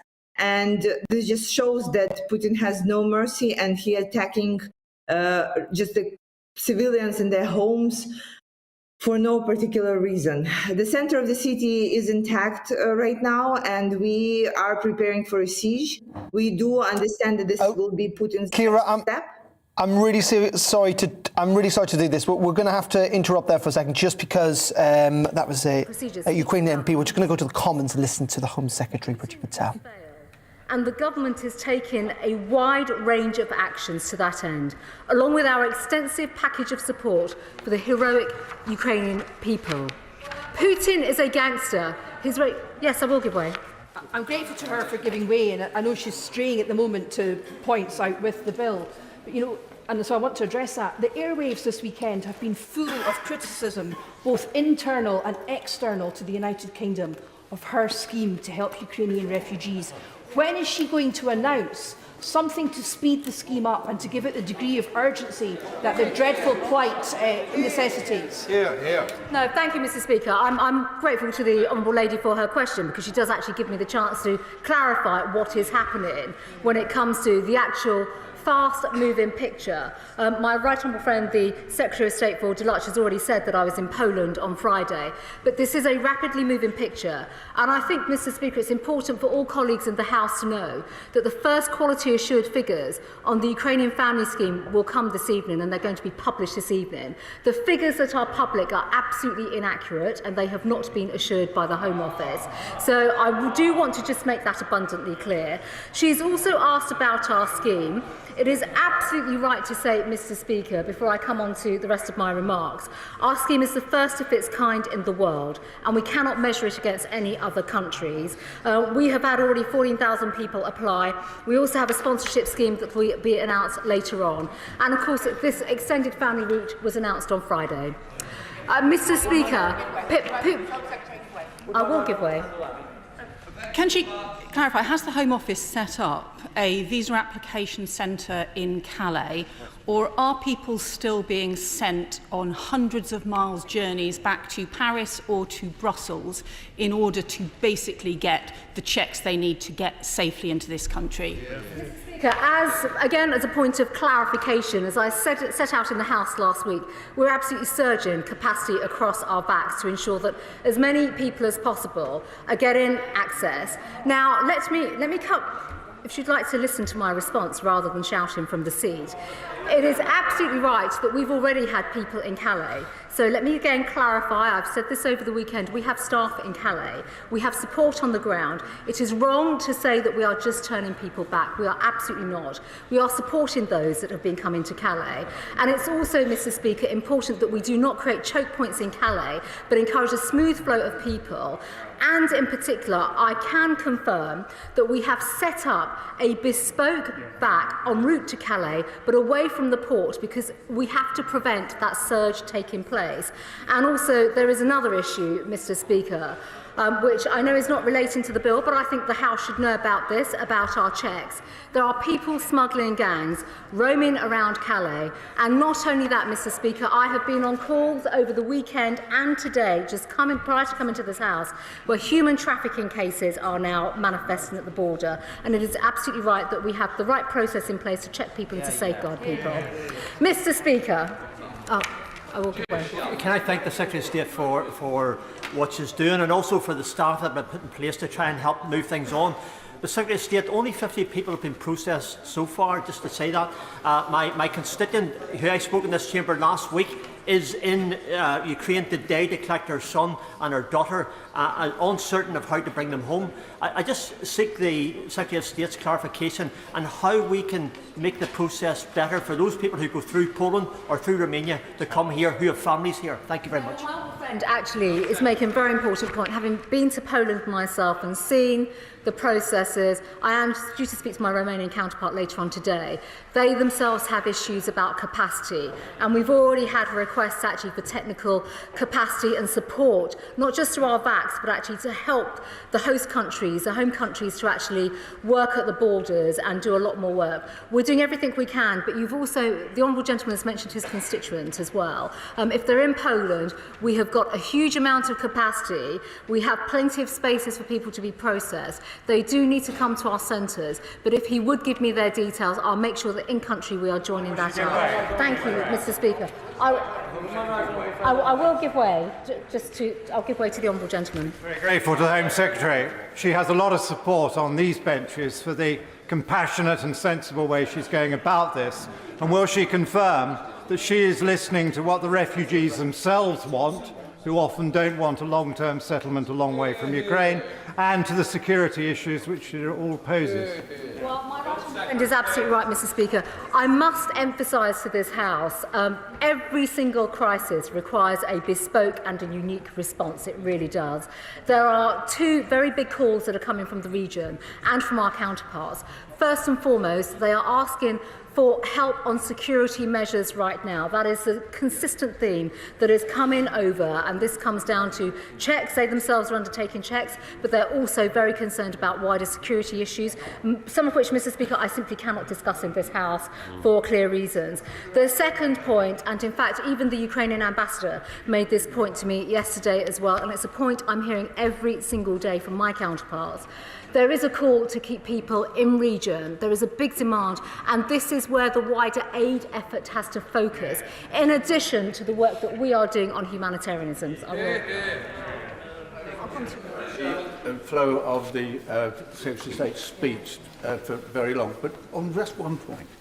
We all know that some of the brightest minds in the City of London are at this moment, burning the midnight oil, finding ways to dodge anything that this government, with the support of the opposition, is bringing in.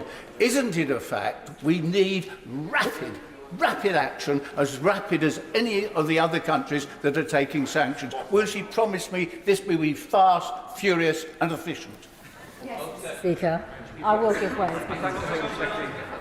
I was contacted on Saturday by a former constituent who'd escaped from Ukraine with his Ukrainian wife.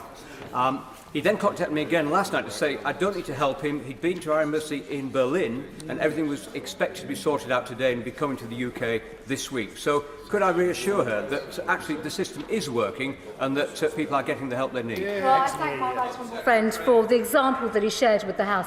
And this is really important because we have surge staff across every EU visa application centre. I came to the House last week and said we would absolutely do that, and Mr. Speaker, we are indeed. Mr. Speaker, if I may, I will take one more intervention, then if I may. I'm grateful to my right honourable friend. I have been told that people arriving at Calais are being told that they had to go to Paris or Brussels to get visas. Is that correct or not? If it's not correct, please tell me why it is being said. In 1972, we took into Kent thousands of Ugandan nations. We did it almost overnight and without any difficulty at all. Last Monday, my right honourable friend told me that she would cut away the red tape. Why aren't we doing it? Speaker, if I may, to the right honourable gentleman, I've already made it quite clear in terms of the visa application centre that has now been set up. En route to Calais, we have staff in Calais, and importantly, people have been coming to the UK from Calais. So we are not, I'm afraid there's been a lot of misinformation as well around all of this, and I've clarified our position today. In addition to that, I won't give way. I do need to make progress, and I've been generous with interventions. In addition to that, Mr. Speaker, the right honourable gentleman has made the point. I did say that we would cut away process, but he has already heard me say, Mr. Speaker, there are security concerns and considerations. There's just 2-minute conversations going on. I'm sort of. Thank you very much. Mr. Speaker, Putin's regime, Putin is a gangster, and his regime is underpinned by a mob of oligarchs and kleptocrats who have abused the financial system and the rule of law for too long.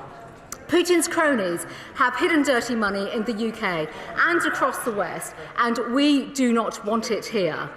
Expediting this legislation, which I know this whole House supports, will mean that we can crack down on the people who abuse the UK's open society. I will give way. That she's bringing up not only the oligarchs but the enablers and the facilitators. What does the government think about various potential bad actors in the House of Lords, and what should we be doing about them? My friend, who I have spent some time with previously on the select committee that he represents, where we looked at this very issue, is right to highlight enablers, and with enablers, of course, that means many other associates too. It is right, Mr. Speaker, that through this bill and the changes that we are bringing in, we find a way to capture as many of them, and that's what this bill is seeking to do. I will give way. Further to the friend, would the government be willing to look at adapting some of the language of the Titles Deprivation Act 1917, which was used to withdraw peerages from peers who gave succour to Germany in the First World War, after a proper investigation by the Privy Council? Well, look, as we have said consistently, and this is only part one of the economic crime bill, I should also, which I will come on to just expand upon shortly, is only part one of the measures that we are taking. But we have to rule nothing out. I will give way to the honourable gentleman. Very grateful to the Secretary for giving way. We all, right across the House, want to see these bandits nailed. But when it comes to the disposition of properties, is she content that, as drawn, this bill will actually stop the disposal of these properties? Because the inhibition, as expressed, to go on to the register on the face of it, in my view, it may not succeed. And we want to stop people getting away with it now and disposing of these assets. Will it do that? The honourable gentleman is absolutely right. He's right to raise this point and highlight actually the legal basis. It is a legal basis within which we can confiscate assets, property, etc. And of course, unexplained wealth orders are also one of the several tools that we can use, which is covered in this bill. But Mr. Speaker, I will take one more intervention and then do so. A lot of houses are owned by criminal gangs for money laundering purposes, often in rural areas, and left empty. So if they don't register, then will this not only allow a fine to be put onto the people themselves, but also allow us to sell those properties so they can get back into the community rather than left there to rot? I've just spoken about UWOs, unexplained wealth orders, just very briefly. It's just one of several tools. We have other tools that have to be deployed. And, of course, registration, beneficial ownership, all of these aspects, Mr. Speaker, are covered within this legislation, and rightly so.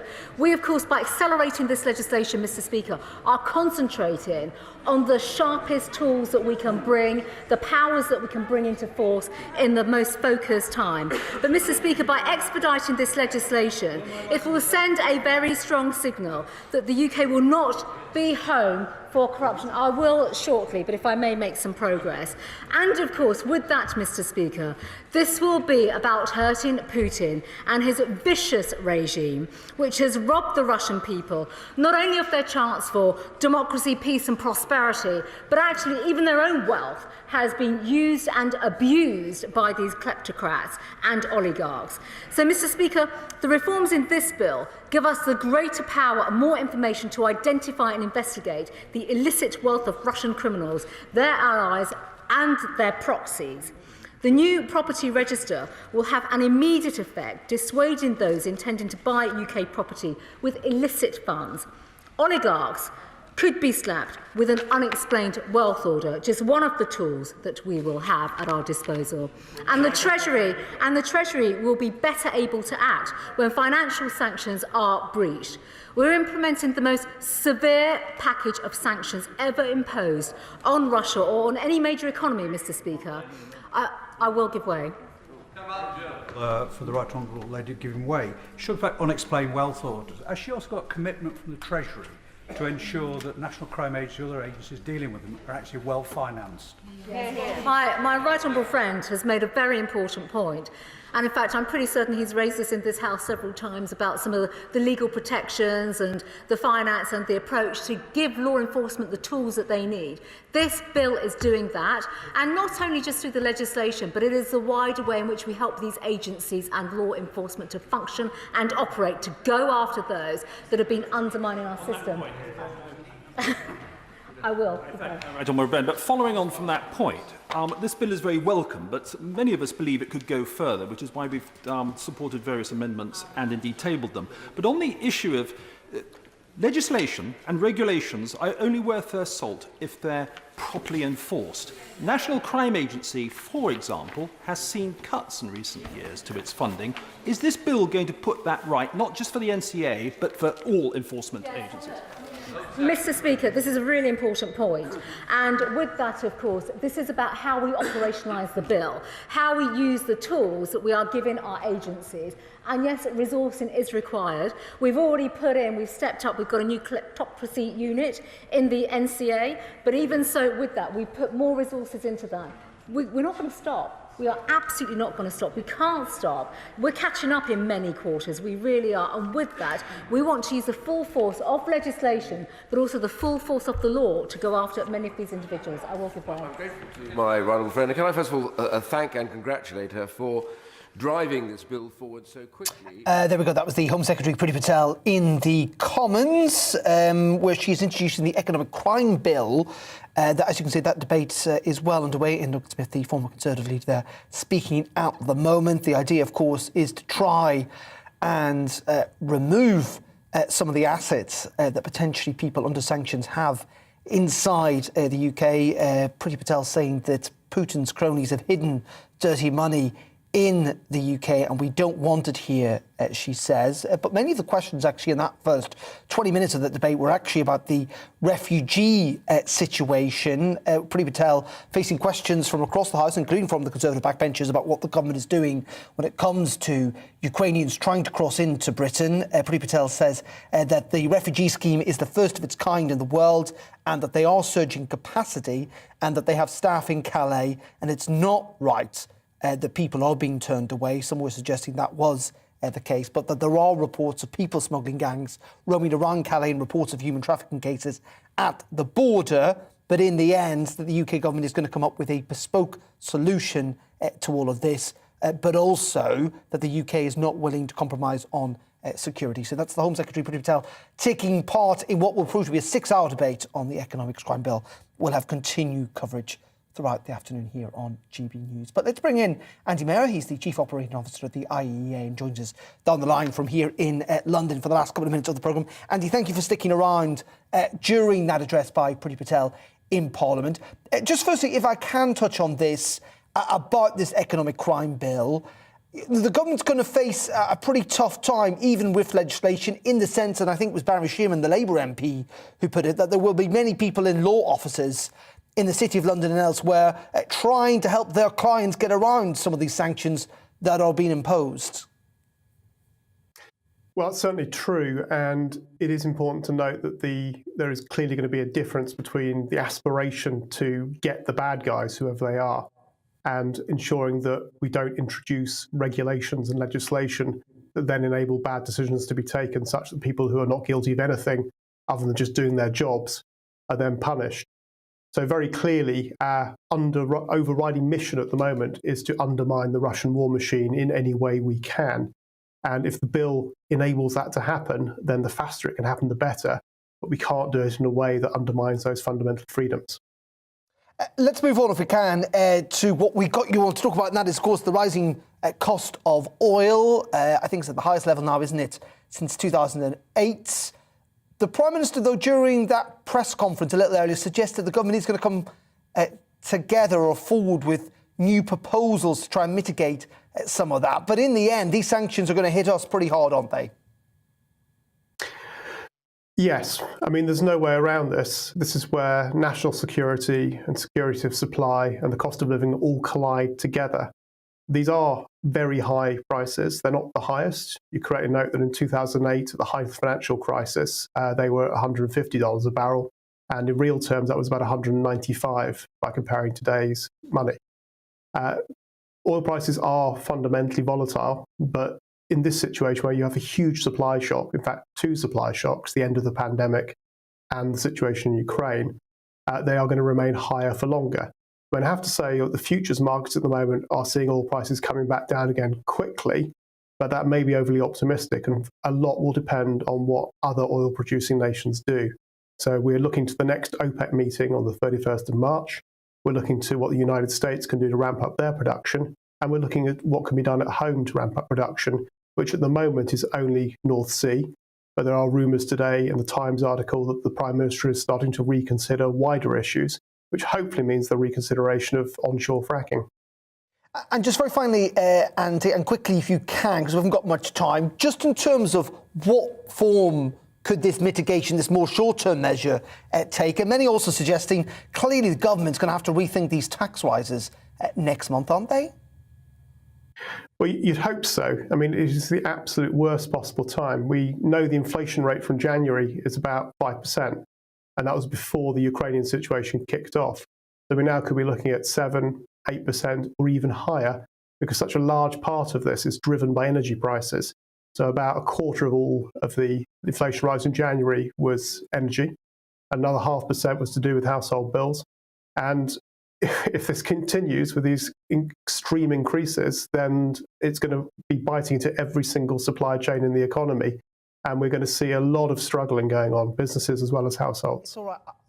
OK, Andy, really appreciate your time this afternoon. That's Andy Moore, the Chief Operating Officer at the IEA. Thank you so much indeed for your time. People are getting in touch, gbviews at gbnews.uk. Alex says, hi, would it not be possible or sensible for both parties to agree that Ukraine remains neutral and a ceasefire is in place until both the eastern and western worlds agree a solution? Kerry says the government's got to stop stealing the percentage on energy costs, the VAT and tax on petrol. Do something to assist your citizens, essentially calling there for the government to do more when it comes to the rising cost of energy. OK, well, that is it from me for today. Always do get in touch.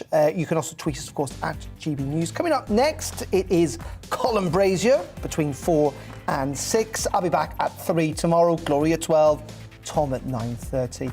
But before all that, let's bring you up to date with the very latest weather and head over to the Met Office down in Exeter. Thanks for watching. I'll see you tomorrow. Have a nice afternoon. Goodbye. Hello again. It is slowly but surely getting milder this week, but it's certainly going to be another cold start tomorrow. The breeze picking up, and so although it'll be sunny again across much of the east, further west we are going to see some showers. These weather systems are trying to edge in, but it's a slow process because high pressure is continuing to dominate, sitting to the east of the UK, allowing the winds to be fairly brisk today across the south and still fairly breezy overnight, cloud drifting northwards. But for many, it'll be a dry night with clear skies, and as the skies do stay clear, temperatures will tumble down close to freezing, even in towns and cities, some below, maybe -2 in Birmingham. Elsewhere, 0 to +1, maybe just 1 or 2 showers across West Cornwall. Certainly here tomorrow, we'll see the cloud thickening, and for Northern Ireland, with a bit of showery rain by the afternoon. But for the bulk of the UK, it's a cold, frosty start, yes, but then fine and sunny by and large, with the sunshine lingering across eastern England and Scotland as things steadily cloud over the Midlands, Wales. And there's that shower.